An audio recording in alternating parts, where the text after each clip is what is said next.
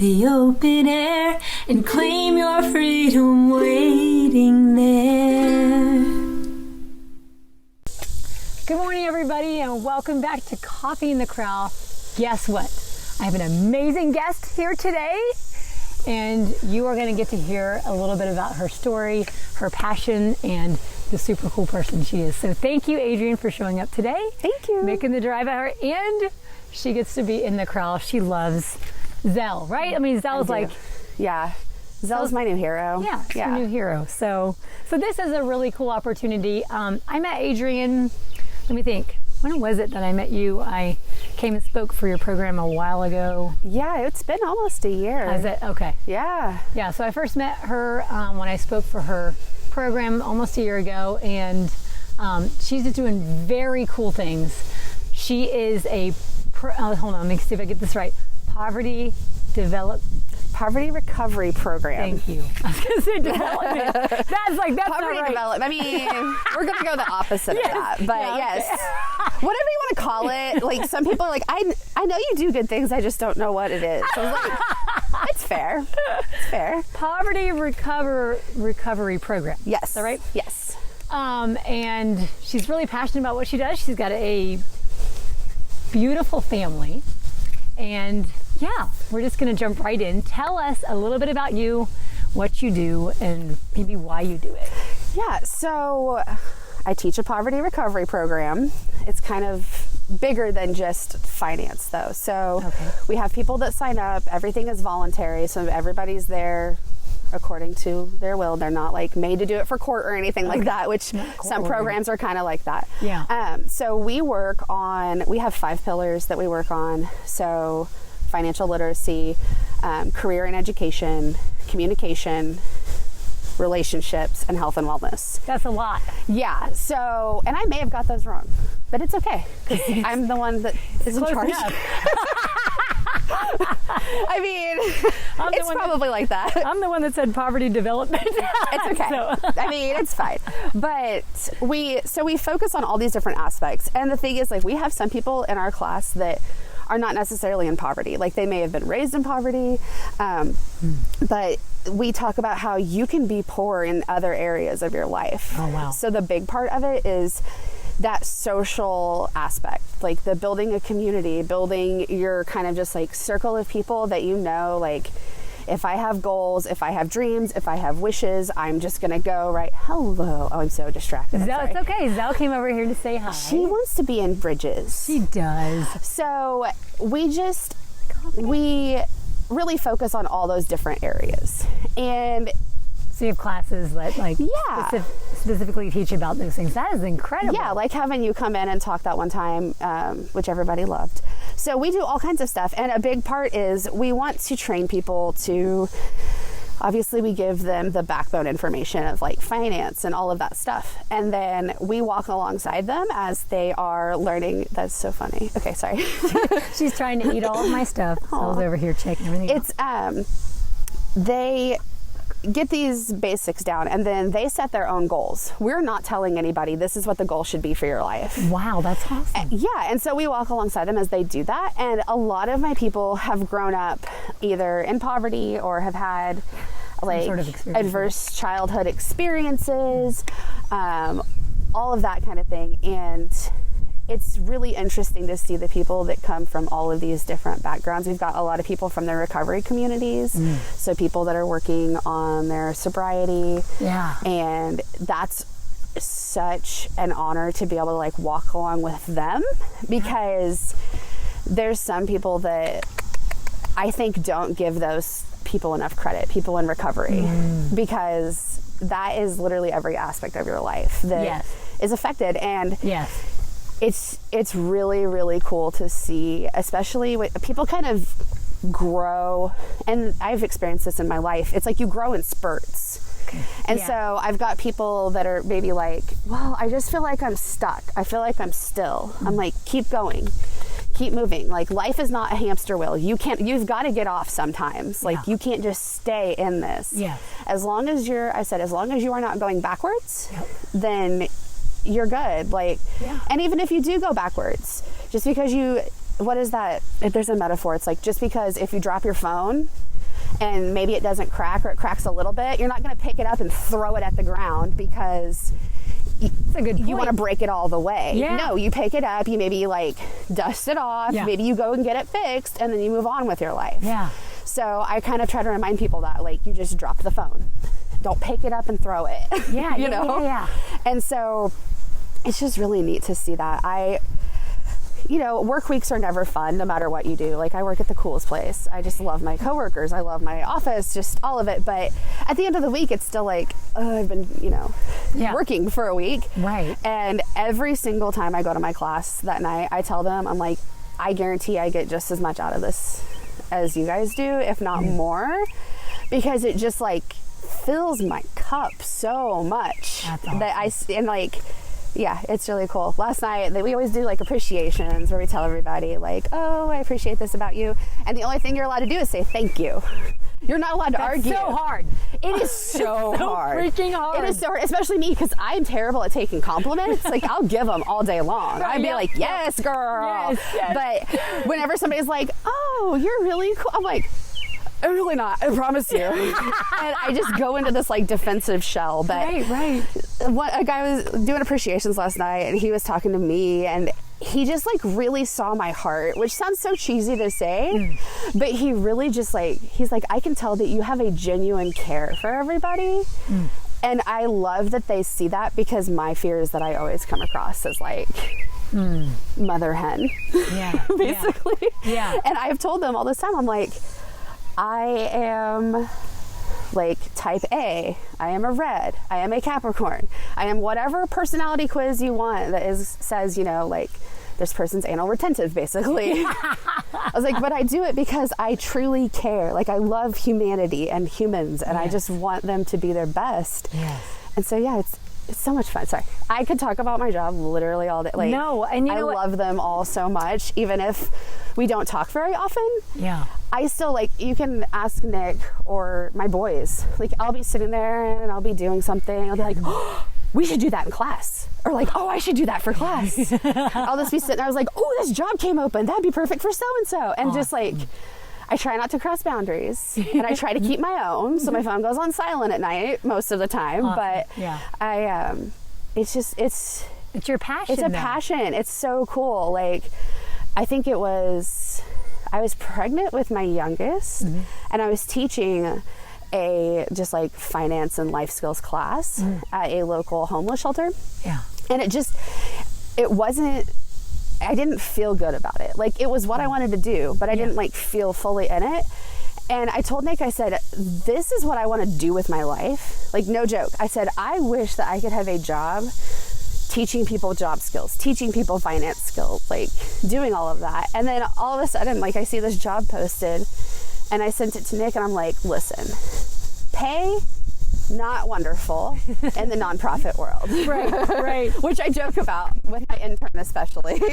And, but I applied, and I was sitting there one day at class, and I just started crying, because I was like, I am literally doing that thing that I was like, this is my dream job. Yeah. And I'm doing it. Yes. And I'm like, you feel purpose. Like, and honestly, like, I grew up, always like looking for purpose, and I was super churchy and did the whole like purpose-driven life. I'm pretty sure I read that book like 4 times, and I'm still sitting there like, this is cap. No offense to people that like believe that that's their purpose, is to be God's friend on earth.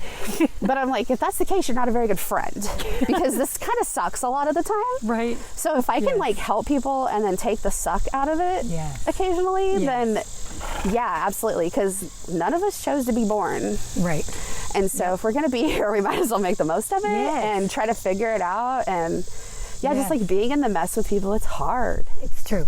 It's super hard. Like, as you know, it can be rough. And, we have like the Musketeers at the office, the cry club. Yeah. But, it does. It gives me a lot of purpose. It makes me feel good when I'm like not mentally well. I'm like, I have 30 people that would root me on if I called. I'm going to cry.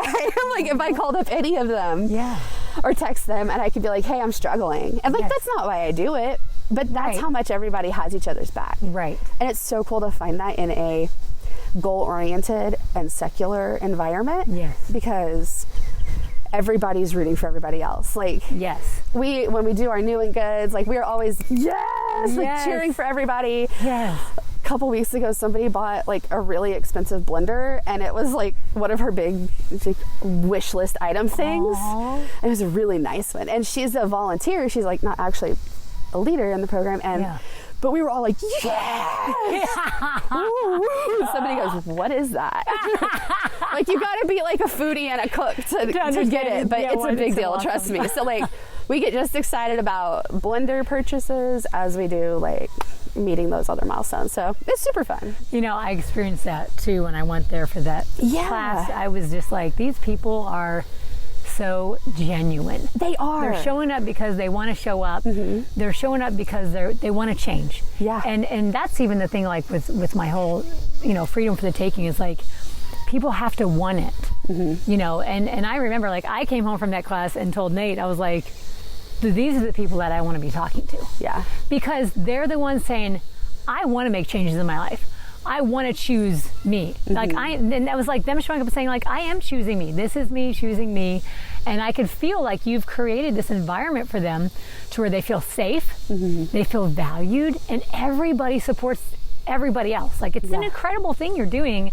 And I can totally see why that's so fulfilling to you. So maybe tell us a little bit about, like, tell us about you. And, you know, because I know, like, people show up in their lives and you can always wonder, like, well, what is this person really like? Or what is the story behind what they do? And some people don't have the, and I know you've worked a lot of jobs before this, but, you know, aren't in the position where they feel like they can do the things they're passionate about. And so it's just like they're just on autopilot, and you just don't really know what their story is and what's going behind it. It's like, I can tell with yours, like, there is this beautiful thing that has driven you to desire spreading this healing and this support system that you're creating. So what is that? Can you tell us a little bit about that? Yeah, so notice I got the comfy stance on. I'm like, let's go. Okay. Do it.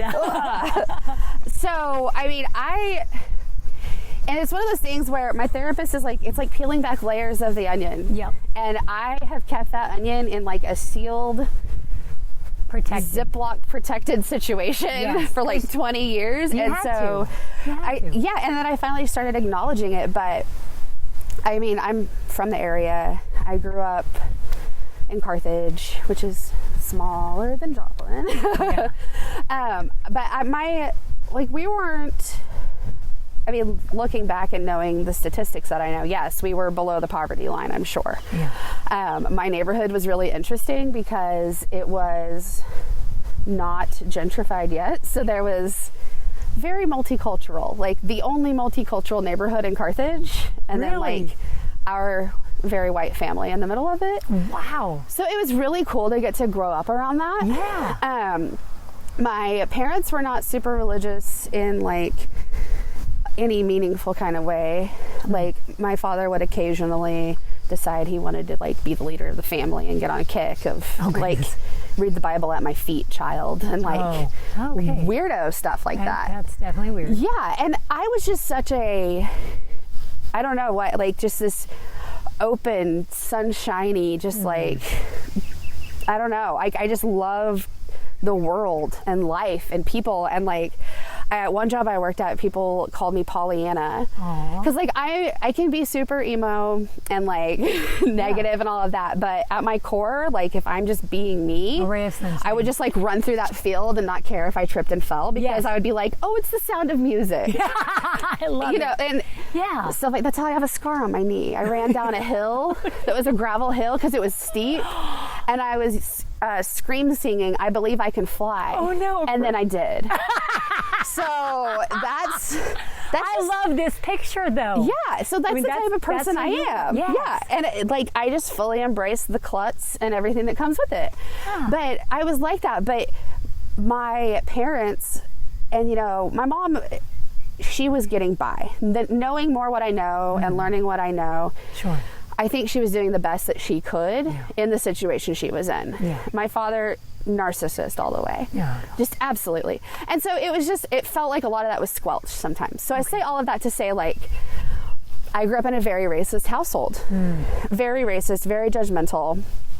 I remember in kindergarten, I was like, had this crush on this boy, and he was from India, and I was telling my parents in the seat of the car, I was like, oh, we're gonna get married one day, and his parents own a hotel, and then we can go to India and I can dress up like Princess Jasmine. Aww. And like I had this whole plan. Oh my gosh. And it was like, no, because of like very racist things.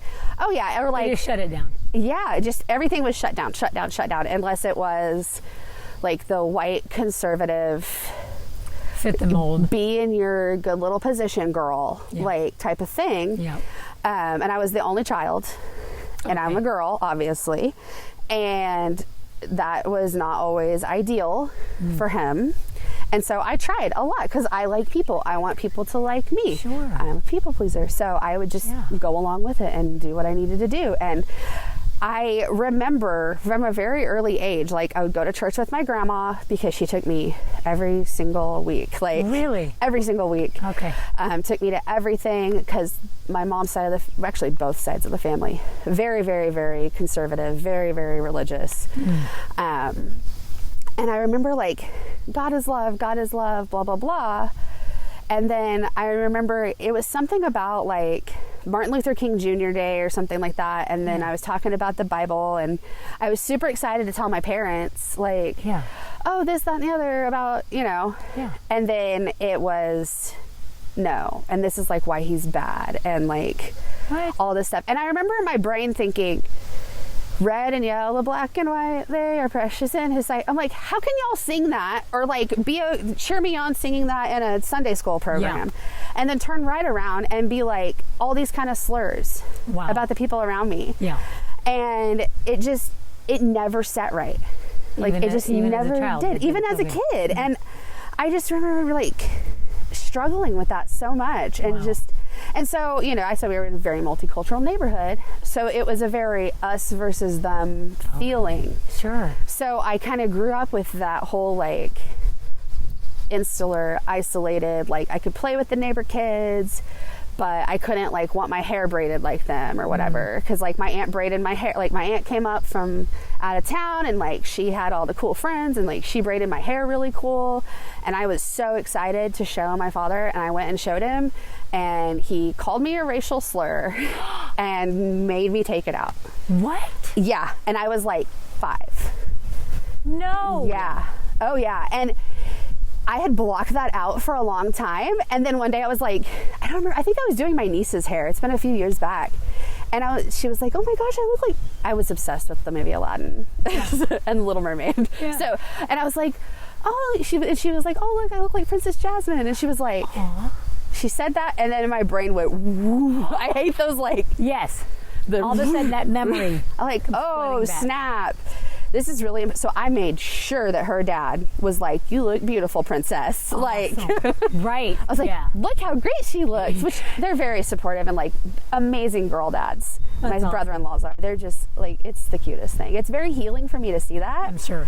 And just to have them and be like, you guys can be whatever you want to be. Like for real though. Give them but what you should have gotten. Exactly. And so it just, that was the kind of thing I was raised in, where it's like, it doesn't necessarily look bad. But when you peel back those layers and you see that trauma, a lot of dysfunctional stuff, and there's all of that. So like, I had kind of told you previously, when I was 13, like the years kind of run together, but basically everything. That's what trauma does. You don't like have oriented perfectly. You're like, somewhere in there this happened. And I've started journaling some more, and I really want to write a book because that's one of my bucket list goals. That's awesome. Because I love like prose and poetry and stuff like that, and I have always used that as an outlet ever since I learned about poetry. Like when I heard about haiku, I was like, everybody was done for, because I was writing a haiku about everything and you had to listen to it. Like 5, 7, 5, like everything. That's awesome. Is that what it is? Yeah. So anyway, like it was between probably the ages of like 11, 12 and 13, 14. Yeah. So we had a family that moved in next door. They were very rough, like drugs, extreme poverty. Like they thought we were the rich neighbors because we got to like run our air conditioner sometimes. Right. Like, right. Not even all the time, just sometimes. Right. And like we had 2 running cars. Okay. Even though they were like not the best. Nice, right. But it was that kind of situation. And I spent a lot of time over there because I was an only child. And as dysfunctional and abusive as that family was, it was still cool to be like, oh my gosh, you have siblings? Like, you have built-in friends. This is the coolest thing ever, you know? Yeah, sure. And so we would, and it was cool. And like the girl was a grade older than me in school, but I don't know that she was a full year older than me. But we were very close. Probably, I would consider her a best friend, and she went and did everything with our family, like attached at the hip, just like constant stuff. And we would have so much fun. And I just like, it was literally like wake up in the morning, go next door. And half the time they never even had like their doors or windows shut. So I would just like walk into their house and like chill. The only thing you couldn't do was just like walk in the dad's trailer in the backyard. And I'm pretty sure it's because it was a meth lab, but I don't really know. Because that would make sense. Because we would play hide and seek, and there was sometimes when you could play hide and seek in the trailer, and then there was other times that you couldn't. They're like, no, not today. Yeah, and it like smelled weird, and you weren't allowed to open a cabinet. And I was like, that makes sense. There's probably drugs in there. Houston, we have a problem. The things you learn when you eventually end up involved in that stuff later on, you're like, that makes sense. Okay, I'm glad we didn't blow up. Because that's a thing.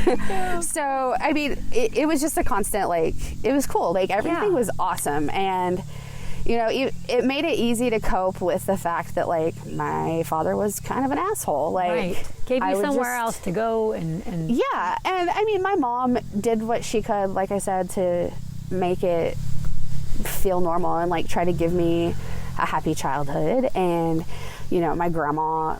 instrumental in that. Like, I treat her as a second mom that is on the exact level of my mom, because if it wasn't for her, I don't know where I would be. Wow. So she stepped in a lot. Oh yeah. But you know, she did it in a way that was like empowering to my mom, I think. Okay. So it's like, here, I bought Christmas presents, but you know, that kind of thing. Yeah. Which, I mean, my parents did too, but my grandma has money, like more than, you know, we did. And so it was just an all the time thing of hanging out and having a good time. But then things started getting weird, and I was so just entrenched in like church youth group culture. I did not have a single like sexually minded thought in my head for being like a girl in puberty, and like the rest of the girls are dancing to Britney Spears and like trying to be all sexy and stuff, and I'm like, I don't know about that. No, that's gross. True love waits. Like, and but I started noticing, and I remember I told her one day, I said, stop flirting with my dad. And I just said it to her face. Wow. I go, stop flirting with my dad. You're being a weirdo. Like, you know what I mean? It was like it was off. Frustrating thing. Yeah. And so it kind of just like kept progressing, and like his behavior kept getting weirder, and I don't know if my mom was just choosing not to look away, believe anything. But like one day she came over with a letter from this boyfriend that she supposedly had, and I remember the made up name that the boyfriend did. Yes. Okay. And I remember the made up name that the boyfriend had. Yeah. And it was like, really? That's a fake name. And now that I look back of it, it's kind of like a creepy, gross sexual name, so I don't want to say it. It's like, bleh. Yeah. But I remember like she was showing me this, and my father was right there, and she was asking, what do you think that means? It was like, it became a game to them. Of here it is, right in front of your face. Yeah. And the fact that my father was participating in this. And let's be honest, that was a kid. Oh, sure. You know, that was a kid. I don't care, like, okay, yeah. That was in a really unhealthy situation. Yes. And didn't have the brain. Yeah. That was, you know, understood all of that stuff. Exactly. Like your dad would. Exactly. And he was right there, like over my shoulder reading it, and I thought it was his handwriting. Whoa. I was like, you know what I mean? Yeah. And I remember looking at my mom, because my mom was right there, and she just kind of like said something like, oh yeah, I don't know what to tell you about that, blah, blah, blah, blah, blah, you know. And then I made her come inside the house. And me and my mom very rarely argue, but when we do, it's like taking it down in your face kind of thing. Like it gets intense. And it's probably because she had me when she was like 20, I think, 19 or 20. So like, I mean, close in age, kind of. Right. But I go, something is going on. Something is going on here. Between them, there is something not right here. And I don't know if she knew at the time and was protecting me or what, but she was like, no, blah, blah, blah, blah, like all this stuff. And so like I took up to where I was like spying. Like I was spying out the windows and like trying to figure out what everybody was doing and all this stuff. And one day I remember like he was at work or something like that. And like they had a verbally abusive relationship. And like one time he did beat the crap out of my mom. Like, I hope she doesn't hear this. She'll kill me. But I mean, it was domestic and it scared me. And I remember like, I didn't understand why it was happening. But then I didn't understand like, oh, okay, so he's back like 24 hours late. Like what? You know what I mean? Yes. Like, yes. I get in that. So I was like, I guess it's kind of like when he yells at me if I do something wrong. Yes. You know? Yeah. You didn't have all the puzzle pieces. Right. That makes sense. And so one day he was doing, I don't know if he was at work or fishing or where the heck he was, but my mom's friend came over and they grabbed a bunch of trash bags. And my mom was just like, my friend is here. Grab these bags, get your stuff in there. We're leaving. Okay. And it was confusing, but it was also a relief because at that point I was so frustrated with like not really understanding what was going on, but I knew it wasn't right. And I've always been one of those people that like justice and what is right, it guides me so much. Yeah. And I think that's part of why I just never really drank the Kool-Aid on a lot of things that was like put. Which is why you started spying when your mom said there's no big deal. Yeah, and I'm like, no, this is what I'm nosy as hell. and I've had that since I was a child. My mom would be like, when I was little, she'd be like, stop listening to me on the phone. I'm literally just talking to your grandma. I'm like, about what? What are we doing? Or go to the water park, and I'm sitting there like for the tea.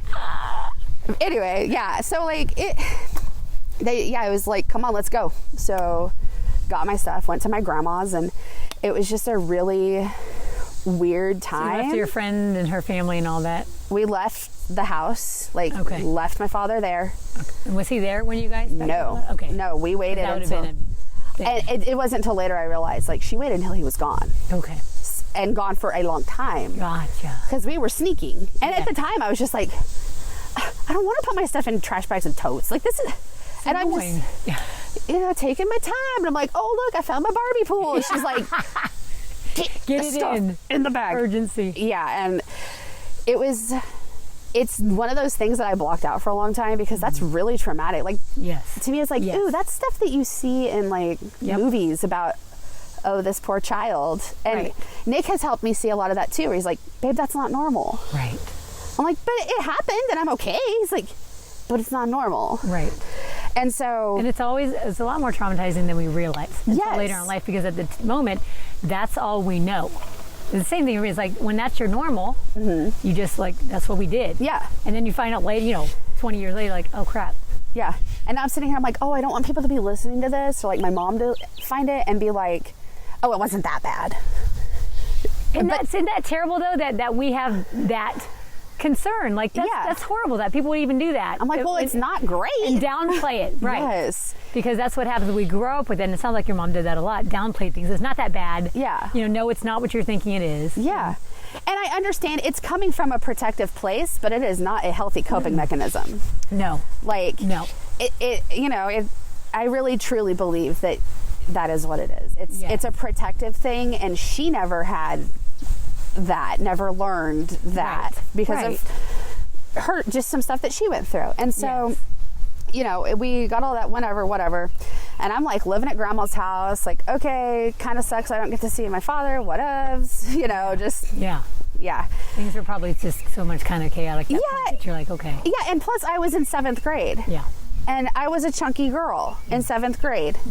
That was obsessed with youth group stuff. And I was in the gifted education program. Mega nerd. Like, life was not easy for me to navigate. As is, let alone, like, is my dad cheating with my best friend? Yeah. Yeah. And so we were just sitting there one day, and we got a phone call, and I think it was me that answered, or no, it was actually on the voicemail.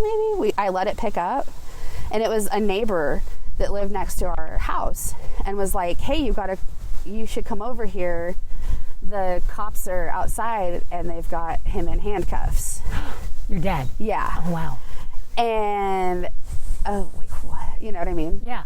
So we went over there, and I guess my mom took me because we were living with grandma, and she lived out in the country and like off a highway, and she didn't want to leave me there by myself. But you know what I mean? Like, yeah. Why would you bring a kid to? Yeah, but you also don't really know what's going on. Sure. And it's like, just gut reaction. Because people are like, somebody said, "Why did your mom take you?" It's like, it wasn't that kind of a thing. It was just go. Grab her kid and grab the kid, go. Yeah. Yes. And so we went over there, and I didn't see him because I think they had him in the house or something. I don't really remember. It was like very scary, and like trauma blockers are still up. Right, sure. But I remember the girl's mom came up to my door, like my side of the car door, and my mom had told me to lock the car door. I'm like, okay. Well, this lady was always super nice to me, and like kind of auntie-ish sort of. You spent a lot of time with her family. Yeah, exactly. And like I would clean her house with the kids, and she'd give me a couple bucks. And so I rolled down the window a little bit, and she goes, I think that we have your mom's diamond ring. I think we have your mom's diamond ring." And I'm like, what? Like, I don't know what you're talking about. You know what I mean? Yeah. And then the girl's stepdad came out, and he was not, like, I used to watch him take a handle bottle of vodka and a handle bottle of orange juice to work in the morning. Oh, whoa. And then, like, in his truck, like, throw it in the truck as if you were throwing, your lunch pail. Wow. And then come home with barely anything in it. And that was every single day. God. So, obviously not a healthy individual. But he came screaming up to my side of the car. What? And, like, trying to get it. It was like yelling at me, "Your daddy likes to have little girls. Your daddy likes to have sex with little girls. No. Your daddy's a weirdo. Did he touch you too?" Like, what? Screaming at me. Like, fear doesn't even begin to describe it. Oh. And just like, and I mean, he was a small little dude, and I'm not saying like I could have taken him, but probably my mom could have if we needed to. But like, it was in my mind still. I'm sitting here thinking, okay, I understand as parents of that child, like that reaction there, but him screaming at me and harassing me. As if it had anything to do with you. Exactly. And it's like, dude, I used to come and play at your house all that, like, right. What the hell? And the police made him actually get back after a while and told him that they were going to arrest him if he didn't stop. Finally. But basically, I don't really remember all the details of it, but what I had feared is what was going on. Right. And so I was just like, what the heck? And I remember it hit me. And there's only like one or two other times I have felt like this in my life, like where the pain that hits you is so much that it is both physical and also like completely surreal, out of body. Yeah. That pain, that just grief of like, I mean, I hope I never experienced like losing someone that suddenly like that, but that's what it felt like. It felt like I lost my family and me and my father and my friends, and just the reality on which my life was built was gone. The rug was completely pulled out from under me. And it was just there. And I just remember just feeling like my whole soul was just flailing outside of my body. God. Like, that is what that pain felt like. And I've always been one, if I get upset, just try to like reel it back in. Like, I told Jennifer one day, I feel like it's like tarps that have like the tie downs. And like if you're driving down the road and the tarp stops flat, you stop, pull it up, pull it over, like make sure you're all strapped in. Wrap it back up. And I was like, at that point, my tarp was open, it had a hole in it, it was blowing in the lake. It's how I visualize my feelings as a tarp. That's how you know I grew up a redneck. Those were not quality bungee cords that were strapped to that. The life tarp is a lie, is what I learned that day. And, I remember we went to the park, because my mom's just like, what do I do? Like, Yeah, at that point. and the police department was kind of by a park. And so we went to the park, and I got out of the car and I just ran. And I had grown up always like going out and being in the woods with my father while he was like cutting wood for people, and just like growing out, like nature and outdoors is just like my natural habitat, which I mean, technically everyone's, but I happen to enjoy it. Like, I used to go and just like pretend all of these things, like the trees were my friends, just like, I am a hippie at birth. Like, that is just how the trees were my friends, and I would collect like pine cones and pretend I was making potions and just all this crazy stuff. I literally went and just hugged a tree. Oh my goodness. Because it felt solid, and I did punch it some. Sure. But I just remember feeling like the ground underneath me wasn't solid, and like I just needed solid. And so I just remember doing that, and then my mom came over, and I was like, just leave me alone for a minute. And she respected my space, and then everything was just kind of like downhill from there. Like, I remember sitting there screaming at my mom and grandma, I hate him, I hate him, I hate him, I never want to see him again, I don't want to talk to him, I hate him. And they were like, well, it's your dad. It's your dad. This is between us, like me and him. This was nothing against you. What? Yeah.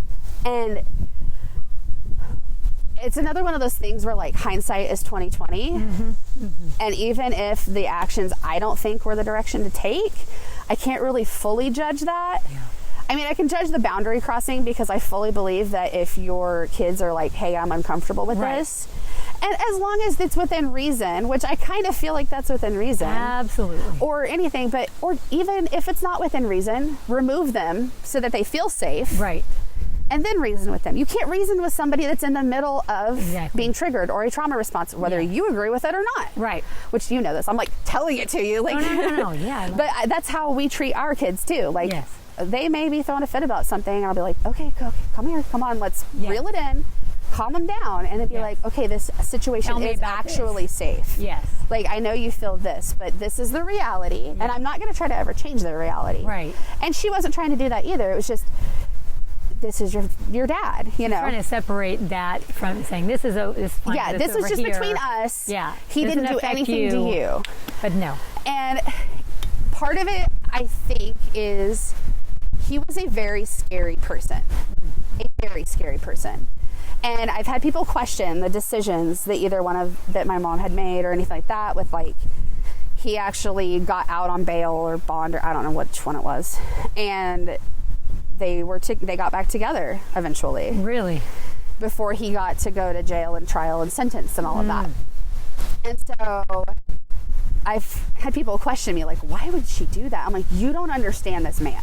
Like, he is one of the most insidious people you will ever meet in your life. Like, we moved, I didn't tell him where I moved to. Yeah. In the off chance that one of my aunts listens to this. Only one of them knows where I live, and that's the one that I trust to not tell, not tell him where I live. Right. And so I happen to be like that, but he's a scary person, and he'll be fine, and then it's just whoop, psycho. Yes. So I understand that self-preservation that she had. Yeah. And also, like, suddenly we were homeless. Like, essentially, you're living in someone else's house. Yep. You're kind of homeless. And they got back together. They decided to build a house. We're moving back and forth, like spending time at my grandma's, like my mom's or his mom. Just like, so you had to be around him again? Yes. Okay. God. Oh yeah, like moved in, built the house, here we go. That's how long, by the way, that in the state of Missouri it takes for a child sex crime to be gone to trial fully sometimes. That's ridiculous. Probably 1.5 to 2 years. That is utterly stupid. Yeah. It's sick. And it makes me so sad. And like, I know the justice system is overwhelmed. Like, I used to be a court administrator. Yeah. But it's crazy. Like, stop worrying about people with marijuana tickets or speeding tickets. There needs to be some priority here. Yeah, exactly. But it was weird. It was just a bizarre time. And this story that I kept getting told just from different angles, and the story that I was telling myself was, oh, well, she wasn't like a normal 13-year-old girl. She wasn't like that. Like, she had probably already been abused, or she presented herself sexually. She dressed a certain way. Good. She had a certain body, you know, which all of those things are true. Sure. None of those is asking for an old man to have sex with you. Exactly. And to groom you. Right. And The child is not responsible. No, absolutely It's a not. fucking adult. Yeah, exactly. And that is the thing that I would get. So I'm like, this isn't making sense. Yeah. Like, it just, none of it Yep. made sense. But I was having to like tell myself like, well, this is right. Plus then I've got my people that I trusted, and I, again, believe they were doing what they thought was best, but like forgiveness. Yeah. Forgiveness is the ultimate thing. Grace is the ultimate show that you are godly. Yeah. Forgiveness, God forgave you for your sins. You can forgive other people. Right. Oh, really? My 12-year-old self that's never even stolen a pack of gum or said a bad word.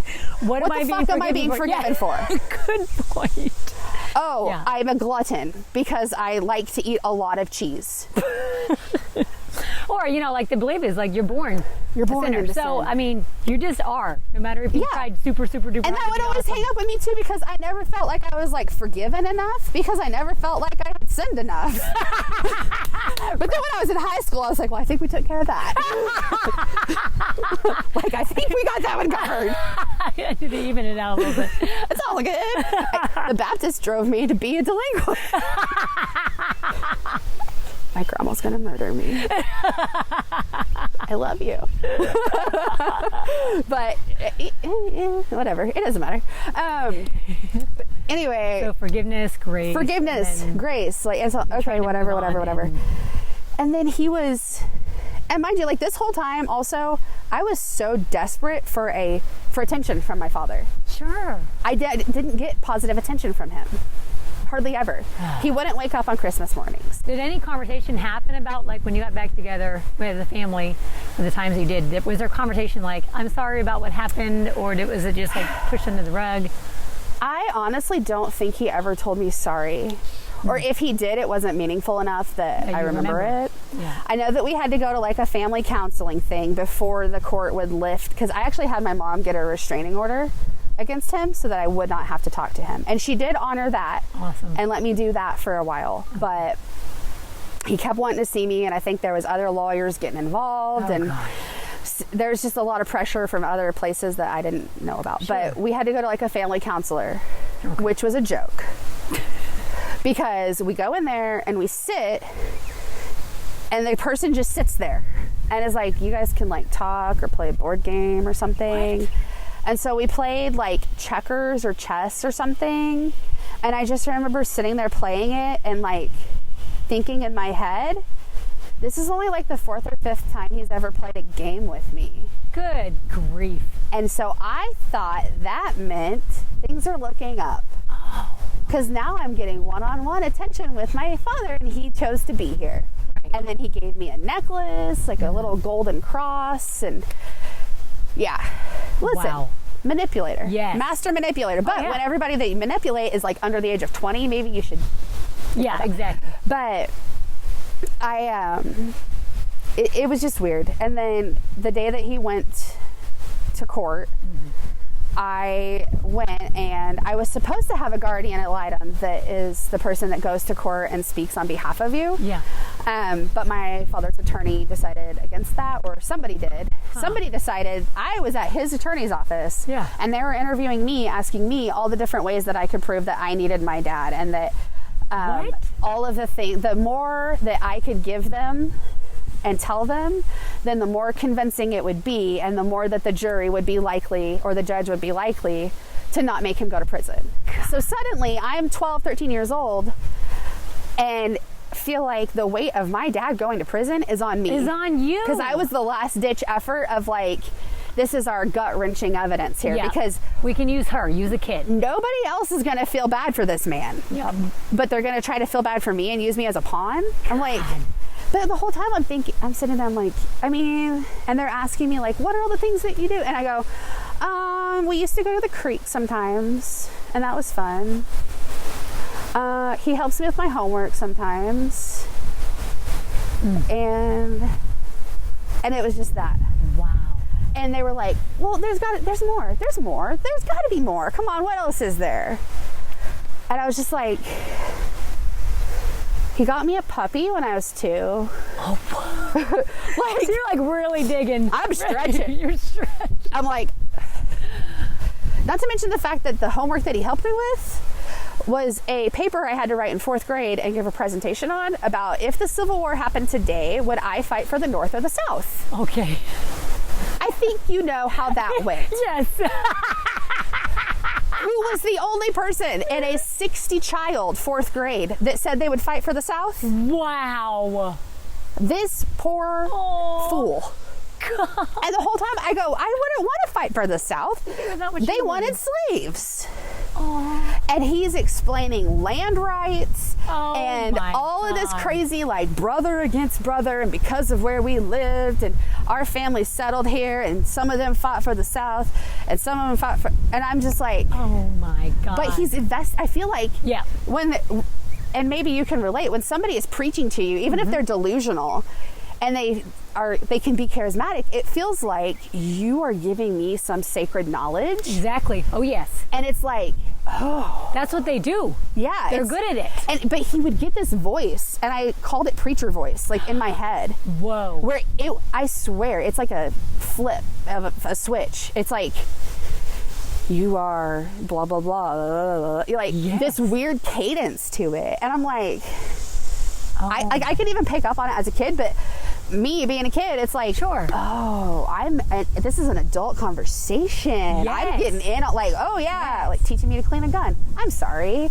I'm like a 7-year-old girl. Aww. It smells weird. That's what I know. And don't shoot me, like, or other people. Like, don't shoot people. Right.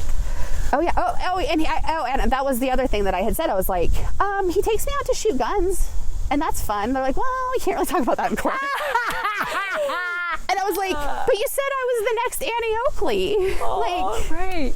So that's like how I earned his favor, was shooting things. Yes. Well, but they had me go up and like be on stand for the trial and asking me all that. And my whole family, bless their hearts, sat in the courtroom and sat with me in there. Goodness.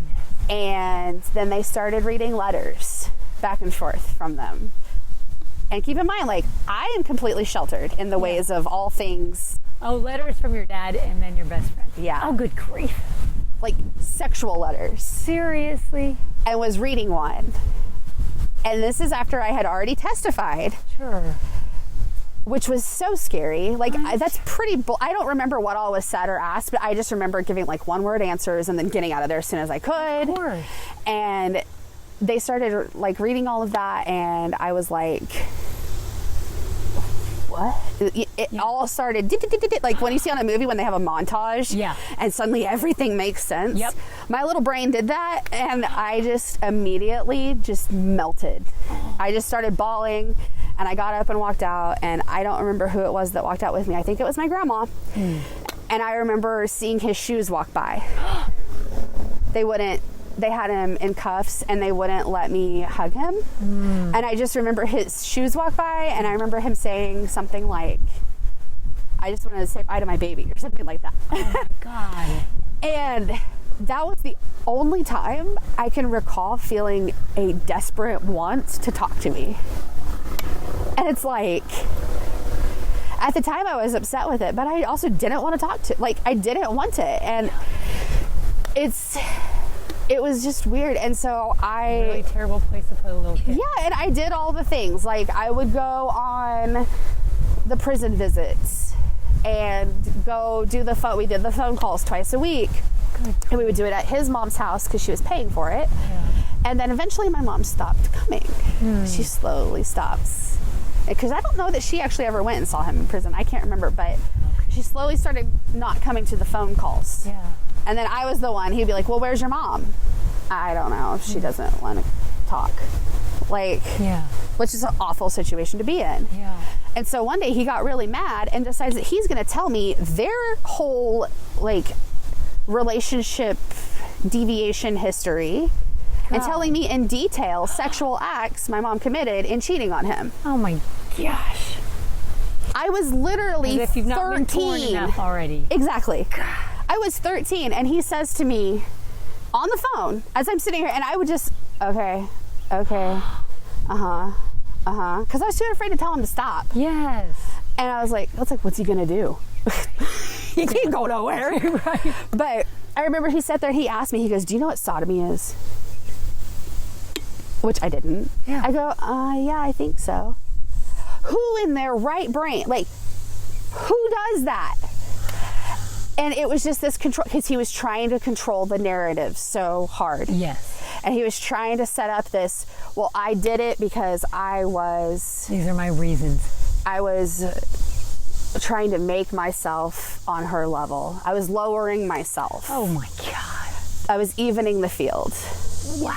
Yeah. And so it's like, and I heard all these, and I'm sitting there, I'm like, well, I'm not repeating all that to my mom, because that does not feel like any of my business. Yeah. In the slightest. Like, I don't even know if she knows that we had this conversation. Because wow. Right. I like a lot of stuff that he said, and I would just be like, okay. Like, yeah. Honestly, sometimes I read a book and just said okay every few minutes, but like going to prison, that was so weird going in to see. And it's like, I'm sure. at that age, like the things that come along with puberty and like right. feminine things Yeah.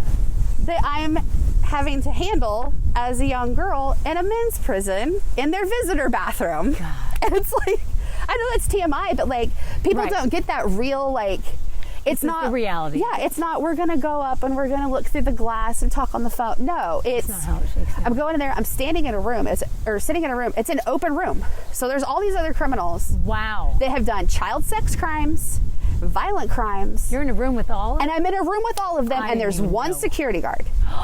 And my aunts and my father. God. So it's like, That is scary. at any point, like, Sure. who knows? And it was gross and weird. And like, we tried to make the best of it, and then we couldn't hug. And that always freaked me out. He was allowed to hug my aunt and my grandma, but he wasn't allowed to hug me. Oh, good grief. But his act, and this is another thing, like, go Missouri courts, he pled out in his plea deal so that he did not have to register as a sex offender. No way. Yeah. How the fuck do you work that? Yeah. Yeah. And so people are always asking, like, people would ask me, and sometimes I feel guilty, like, this isn't my business to tell, but it is my business to It tell. absolutely is. I was drugged through that shit and mud, like, Yep. I would rather roll around here, which is actually very clean ground.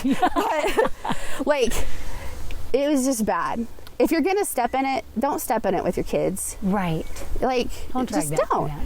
And so, but all this time, all these years, fast forward to me, like, being an adult, being married, having kids. Mm-hmm. He would have these episodes, which he has PTSD for being in the service. Like, I respect and honor that he served our country. Like, that's amazing. Good. Yeah. And I understand and fully respect PTSD. Like, I get that. That is a real thing. Yeah. But he would have episodes, and there was nobody else to handle it. Or, like, he would get in trouble for something. Oh, good grief. And this is when he was out. Yeah.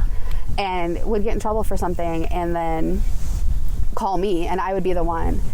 Or he would text me. And sometimes I got to be where I was like, you kind of deserve, like, you broke the law. Right. I mean, You deserve to be in you trouble. broke the law. Whether I agree with the law or not, you did break it. And so, and he would get mad at me, and then just all this stuff. And it was periods of, like, not being around, love bombing my boys, Oh, good grief. and then disappearing or having a weird episode.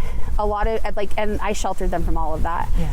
And I was trying so hard to have him involved, though, because I'm like, that was in the past, and we've worked.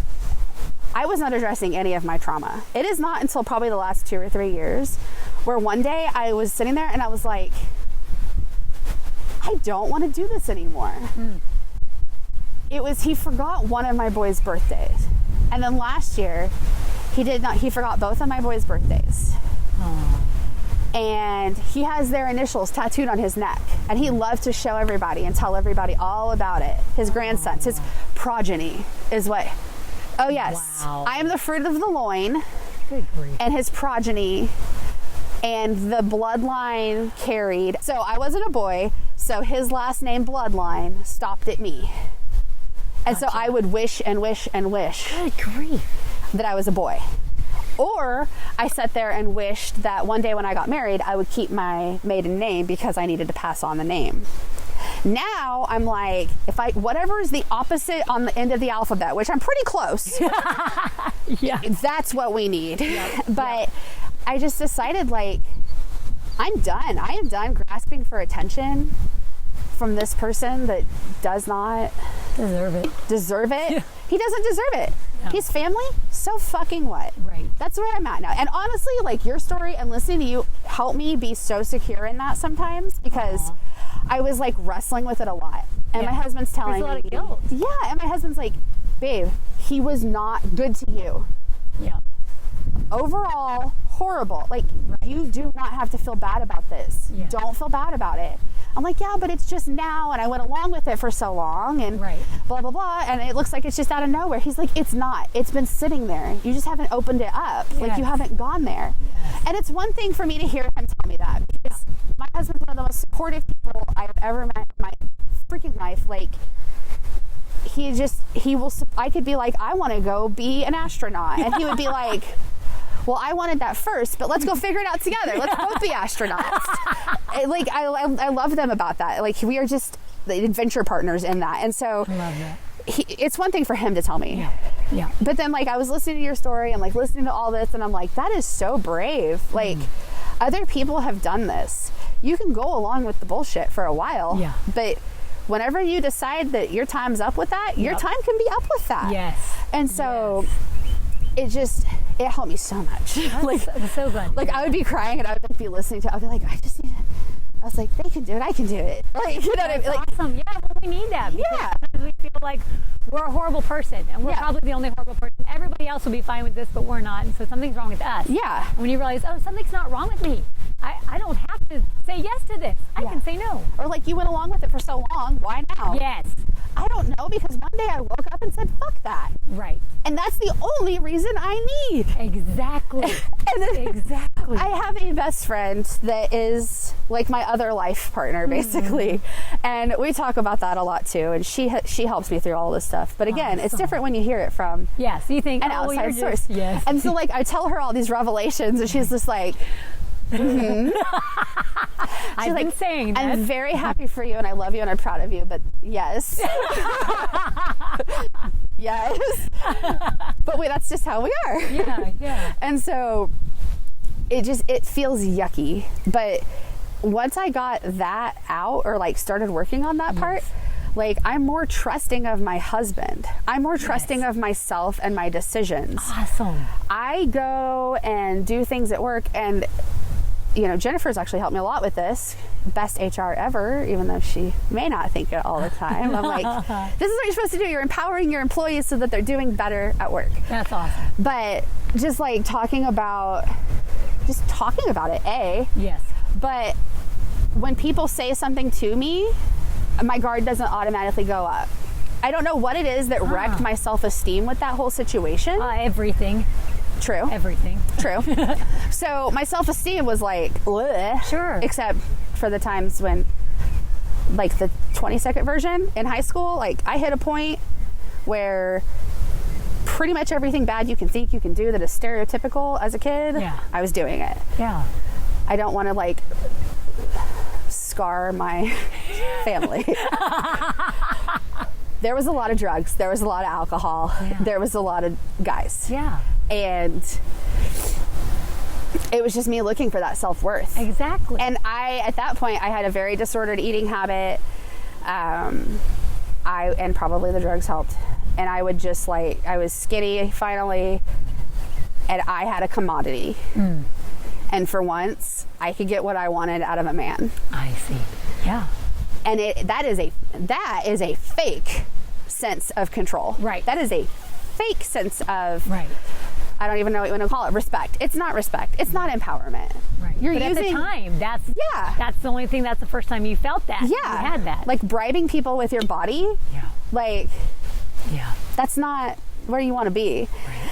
And it just, all of that just sort of piled up. But I've been there, and now like when people say something to me and it's a critique or a criticism, like a constructive one, I no longer take it as a personal attack. It's like not a character attack. Yes. And I keep telling myself that, like, that's so beautiful. Yeah, like constructive criticism is not a character judgment. Right. And that may be common sense to some people, but when you're me and every aspect of your life has basically been lived for like what other people are thinking, or to protect other people, something like that, like just the way that I've had to operate through life. Any negativity just feels earth-shattering because I try so hard to have everything up here all the time. But as I've been learning this, those bricks have kind of just like been coming out of my wall, like every single time, like, and I'll sit there and I'll hear something and I'll be like, okay. And I talked to my therapist about it and we made up a plan. Good. And so I call it my parking lot because I love it. I want to process emotions. When something comes up and like somebody, like if you were to tell me like, Adrienne, you're talking too much, I would be like, old me would cry and be like, oh my God, I've ruined this. But new me is like, well, we can stop. I'll address it how I need to up front. I'm putting it in my mental parking lot. So I know it's there. It is there. I'm going to honor it later. But not right now. When you have the time and space. And energy. And then go back to it. And so I journal a lot. I've always journaled in various ways. So I may like put it in a note in my phone or like write it down. Like I'll just like jot something down. Like think on this later. And so I started doing that and like doing that on TikTok some, like in the mornings I'll go and have my coffee and sit there and be like half awake. And, but it's really helped me. And then like as I'm doing that and I'm realizing I can have emotions about this, but I can also like deal with it right now. And that allows me to stand up for myself.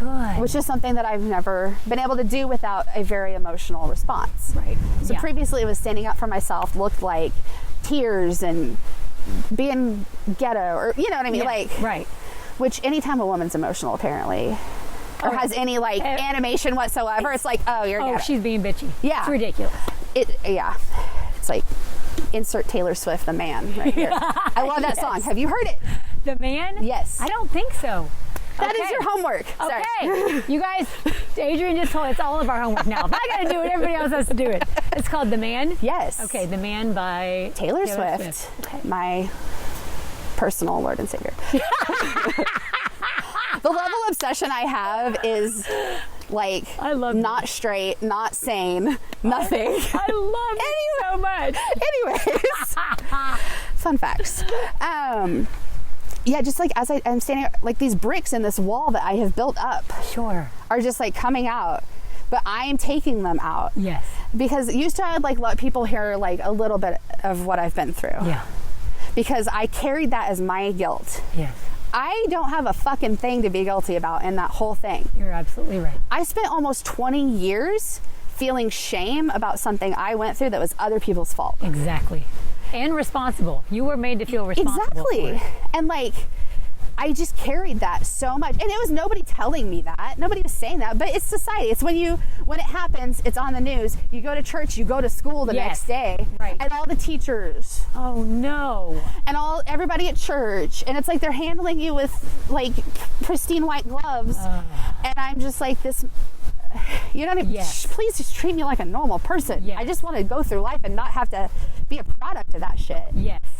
But then I realized like I can be a product of that shit, but I can also be a product of the work I've put in. Good for you. And it's so cool to like see these people every single week in my class that are going through that, and they've been through worse. So many of them have gone through so much worse. Self-inflicted worse, familial worse, generational. But they're literally showing up ready to go, like ready to, even if it's just to connect. I think that is so beautiful because almost all of them go to church, and a lot of them are in recovery meetings or they are in other things. Like these people have lots of different support groups, but they are coming to connect with this specific group of people for the like-mindedness of bettering ourselves with no stipulations, bettering ourselves with no preconceived notions of what better looks like. And it's so cool. And so when I came to class originally, like I kind of look like I try to be very professional at yeah. first, and then they get to know me, and then I'm, but you know, I came and somebody said, I go, they weren't really taking me seriously. And I go, I need to level with y'all. Like, my childhood kind of was crap at times. Yeah. A lot. Like, I've been through some traumatic stuff. I had a parent in prison. Yeah. I did a lot of terrible things in school. Like, I got in trouble for stuff, you know. The whole time I was in the top of my class, graduated with honors. Yeah. But you never know what somebody's going through. Right. I go, it doesn't matter what is going on right here, what is going on my resume. Yeah. The actual crap that I have been through is a lot. Yeah. And I know that it's not the same stuff, but it doesn't have to be, because it doesn't. I just feel like a lot of us sell ourselves short of the impact that we can make. Right. With being honest with ourselves about like our story and how we handle things and how we face the world. And yeah, it's just, it's so refreshing to get that once a week, and not even just once a week. I do like check-ins with my people. Awesome. But awesome. We have like a group chat, and then everybody has my number or has me on Facebook, and I'll just get random messages all the time about stuff. So it's just like this ongoing, constant conversation and just attitude of like, hey, do you have a resource for this?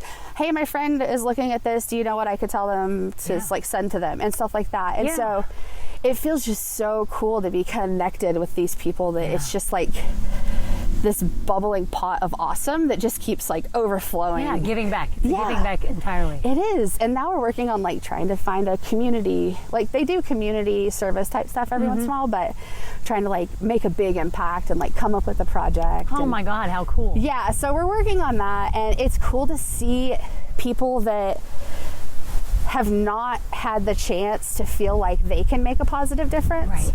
Or have not really had a chance to feel like they can make a difference in the community on a level of like, I am a member of the community. Yes. Like they are the upstanding members of the community. Yep. And it sucks so bad to see people still continue to judge people. Yes. Because it's like, okay, you want people, first of all, you want people to go out and pull themselves up by the bootstraps. Right. These people have pulled themselves up by like broken dollar store sandal straps. Right, yeah. And like, forget the boots. Forget the boots. No, they're wearing dollar flip-flops, and they've pulled themselves up by that or whatever. Yeah. But yet people still have this notion of like, you used to be a criminal, you used to be an addict, you used to do this or that, or you have a felony or whatever. Yes. Right. And it's like, if all of us walked around with the dumb shit that we have done plastered on our heads, nobody would give us a second chance. Right. And I used to feel like I had to walk around with that, like wearing my dad's scarlet letter all through life. And now it's like, I can wear what I've been through, and I can hold it over here. Yes. And so it's really cool. Yes. And that is a really long-winded explanation of how I love where I'm at right now. Yes. Also physically, I'm like about to fall asleep. It's amazing. I'm like, oh, this is the perfect nap. But I love where I'm at, and I'm continuing to like grow and do all of these different things. And like, I struggle pretty severely with like mental health issues, and I'm not saying it's a cure-all, but like getting connected to other people where you can grow together. Yeah, it's important. It's important. And that's why I like love what you do, and like love your passion and everything. And because you're just like out here just like putting your heart and everything into the world. Like, we can be awesome together. We can say fuck the trauma together. And like, it's just so cool to have somebody that is so genuine like that. And so I'm not kissing your butt, I promise. No, I know you really mean it. Yeah. And I loved what you said. I absolutely love what you said about, like, we tend to downplay our stories and the importance of it, because I think about that, like, and that's what I really want for this podcast, is a place for people to bring their stories, because our stories is what impacts the world. Yeah. That is, like you said, like, we don't have to, it doesn't have to be this thing that defines us. It's not who we are. But it is something that can drive us and can help other people, and it's relatable, and it helps other people heal, and just knowing that you're not alone, like, it's our power. Yeah. Really, to be able to take our story and change it from being it's what controls us and keeps us stuck to be able to, like you said, start taking those bricks out. It's taking your power back. It's like saying, you know what? you're not going to be in charge of me anymore. I'm in charge of you.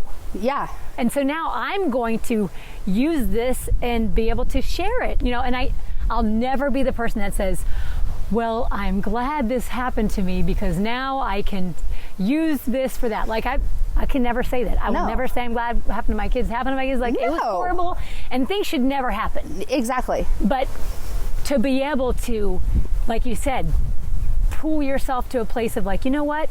This isn't going to define me the rest of my life. Right. I am going to, despite this, I'm going to step into my power and shine my light in a way that I wasn't able to as a kid. Yeah. You know, that wasn't your decisions and your choices. You were put in all of these, which I just want to say, like, I'm horribly sorry. Like, it made me start crying just to hearing your story because, you know, relating to things that have happened to my children. And as a parent, being able to take the stance and go, oh hell no, oh hell no, you know, like it makes me just like my heart break and go like, I wish you had that because you deserved that, you know.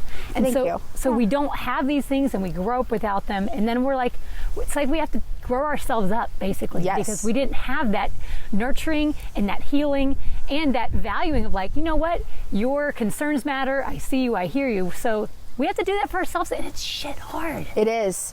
Oh yeah, and you know as well as I do, parenting while reparenting yourself is like exhausting. There's days where I'm like, why am I so brain numb? Like I didn't do that much today, and then I'm like, oh, I've been with my children for a solid 24 hours.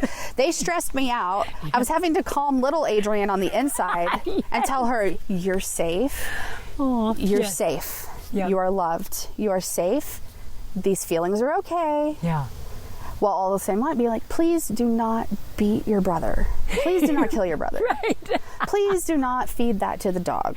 Please do not do that. Like, my boys are great. If they weren't good kids, I would be somewhere like locked up for my brain at this point. Because they're wonderful children, but it's a lot. But it's a lot. I mean, and the small things can feel like huge things because we have so much trauma we are dealing with. Exactly. I get that same thing. Like, we're not parents that just like, well, our lives have been so easy, and so now we're like, you're starting from the deficit. Yeah. As a parent. Yes. So, and a lot of times, at least for me, it's not until I'm parenting my kids through different stages of life that all of a sudden I go back to being that age and I'm like, oh shit, I didn't have that. I was just talking yesterday with Jennifer about how I love to do horse stuff with Tanae, my oldest daughter. Like, we do horse stuff, and it's just one of the things I love. And then I started crying because I realized, like, my mom and I would have had that had we not joined the cult. We sold our horses, and that was a beautiful part of our relationship that didn't have to go. Like, we could have had that our whole life. It would have been amazing. She loved horses, and I inherited that love from her. I grew up watching her with this, and so I didn't even realize. Like, it's just one of those things where there's things just hit you out of nowhere, and you're like, shit, like, that hurts. That's painful. And being able to give that to my own kids is huge, and that is healing. But it's also having to go back and allow myself to grieve what I should have had and I didn't have.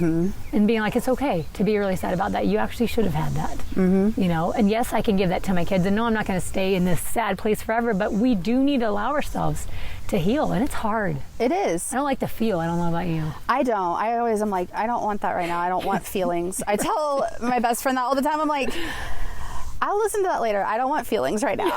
And she's respectful of it, but I know it probably drives her batty because she's like, this is important to me. And I'm like, I don't want feelings right now.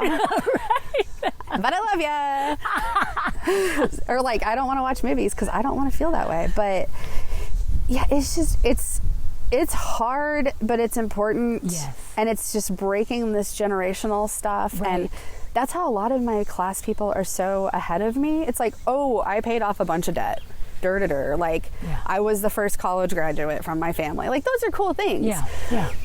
But you hear people's stories and you hear all this stuff, and we do interviews for people to get into the class, but it's just to set the expectation. And you'll hear people say stuff and they will sell themselves short. And they're selling their accomplishments short. I think we start with selling our trauma short. And we sell the pain short. And we sell the things people have done to us short. Yes. And then then we start moving into, okay, no, that was big. I'm going to heal it. And then we hit this, well, I'm going to sell myself short. Yes. oh, well, I was just doing what anybody would do. Like, Right. I'm just getting myself not addicted to drugs and not living on the streets and getting a job for the first time and getting my kids back. Or, you know, Yeah. it's like, Yeah, huge thing. there's no just unfucking your life. Like, Right. you did it. You did something. Yes. Like, and that's the thing we tell them, like, your goals, however small, are valid. Like, okay, so you walked half a mile today and you Huge. don't normally do that. Good for you. Don't Yep. sell yourself short. Right. And I tell them, and I'll stop somebody and be like, no, it's not just. Good. You did that. Yep. And they look at me like, why are you like this? And I have a lady one day, she goes, I just want to be like you. Like, I just want your energy. And she has such a powerful story of like living through some really terrifying shit. And like, I just want to be like you. I go, you are inside. Just because you don't have all of this, Yeah. I'm like, you're selling yourself short and you need to own your power. Good job. So don't do Yes. that. Yes. Like, we sell the trauma short. We sell our accomplishments short. Yep. And you can stay at either one of those. Yep. Or you can not. Yes. And then it's just, Right. And I think, I mean, at least for me, what I see is like, as women in our society, we're praised for selling ourselves short. We're supposed to be humble. Or no, I mean, I'm not really. I mean, just small. All those things. Mm-hmm. Like, so if we step into our power, we look bitchy, we look controlling. And it's like, those are all fucking lies. Yes. Made up by a man. Yes. To control. yes. So it's hard. I mean, you have not only trauma, but you have our society that says, no, play it small. Be Yep. small. You look better. People will love you more. Yep. You're more lovable if you're just like, oh, I'm just, whatever. Yeah. Don't give me the glory. It's like, no, take the fucking glory. You did the hard work to Yes. get where you are. Exactly. And there's some quote out there about not making yourself small so that other people can feel big. I don't know where it is, but that is something I've struggled my whole life because, like, I have a big personality. Yeah. And so I feel like since I have a big personality and I have a large body, I'm just too You have much. to- Gotcha. I'm just too much. And my whole thing is, like, if I was a man in this size of body, Right. nobody would think twice about Nope. it. You're exactly right. It's like, oh, that's so-and-so. Look at you, big guy. Yes. Look at you, big man. Like, Right. nobody, if somebody walked up to me and was like, look at you, big girl, I'd be like, yeah, exactly. oh, sorry. I don't know if I can do that. You're fine. You're good. I mean, at this point, I'd probably be like, yep. But Sure. It's a one of the- completely different thing. And, like, people, that's a whole other topic of, like, people feeling like they have to tiptoe around the truth. Yeah. Like, no shit, I'm fat. I know this. You think I don't have to put myself in chairs and put clothes on my body? Yeah. Do I like it? No. Yeah. However, this is the vessel that's getting me around day to day. I'm working on it. Good job, Adrienne. Thanks. I feel like I'm working on it. Yes. I may be working on it this much at a time. But it's because still I have working on an it. angry toddler in my head all the time that's like, no, pay attention to me. I want to be comfortable. This is not comfortable. Bitch, just walk up the stairs. Like, what is the deal here? Drink some water. But no, I love water. But it's yeah. Why are we shrinking ourselves? Because society says, be quiet, be small. Yep. Be small-minded, do all of this, but also do the most important work of literally raising all of the humans on the planet. Exactly. And Right. deciding you want small minds raising the future generations. Right. What? Why? Yeah. And so I have found a group of friends that maybe we don't all agree on, like, political things or religious things. Yeah. But I have surrounded my people that are raising good humans. Awesome. Because I'm not saying I'm a perfect parent. I yell. My car's a mobile dumpster. Half of the time when my kids go to school, like, I've had to run the jeans through the dryer a few times. And, like, no, I am not a perfect mom. I apologize, though. Right. That's what matters.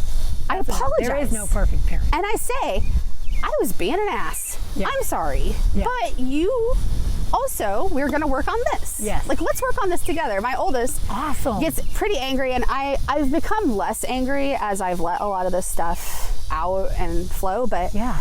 I'll, talk with my oldest and be like, let's work on this together. Like, you're getting Incredible. upset. Yeah. I get upset about some things. Let's work on this. Or, like, just taking a minute and be, the youngest thinks I'm a quack, but he's like, I'm like, just stop and deep breathe. Just stop. Yep. Just take a second. Just take a second. And like, okay. But also, they're really into like meditation tracks and stuff. Incredible. So I love probably it. because we used to use it to get them to sleep. Like they make like kids meditations. Soothing. Yeah, or like Yeah. there's like kids yoga on YouTube, and we used to Yeah. do those. And so Cool. it's so cool getting to like play into that. That's this next generation. Yes. But then like walk alongside the current generation. Yes. And there's times whenever I get really depressed about the state of the world. Yeah, sure. And have to remind myself, like, there's no way Yeah. that the future is going to be this dark. It just, like, it can't be. There's no way. Yes. There's no way. No, because there are Adriennes in this world. There are applicants. And you're showing up and you're shining this beautiful light. And I mean, it's already radiating into all of your spaces. And I hope this podcast just shoots it farther. Yeah. So if you could have like a message that would kind of sum up what is really what you learned and the most important thing you would say to people, what would that be? That's such a hard question. It is. I'm like, can you sum it all up into the chink? Okay. Yeah, like,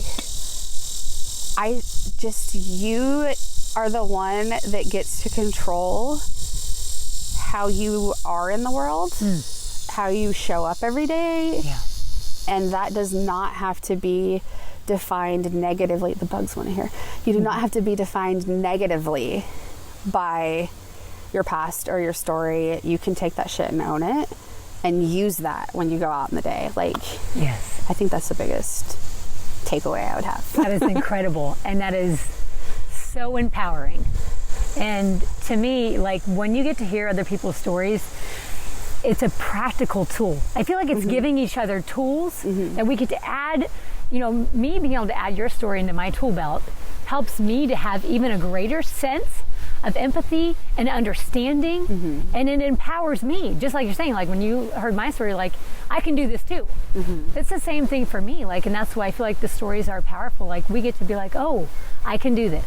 I can show up in the world how I want to show up in the world. Yes. And this is, my story does not define me, but I'm going to use it. Exactly. I'm going to work through the shit however I need to and become this healthy, vibrant human despite all of the crap Yeah. that I had to navigate through as a kid that I didn't have a choice about, but now I do have a choice. And like, what a beautiful, and I know it sounds simple, but it's so hard, but it's important because what else are we here for? I mean, to be miserable?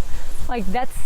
I hope not. I don't know if you read my blog from this week, but does Jehovah's Witness stop by? Oh no, And, I didn't. Yeah, they did. And their question they kept returning to was that,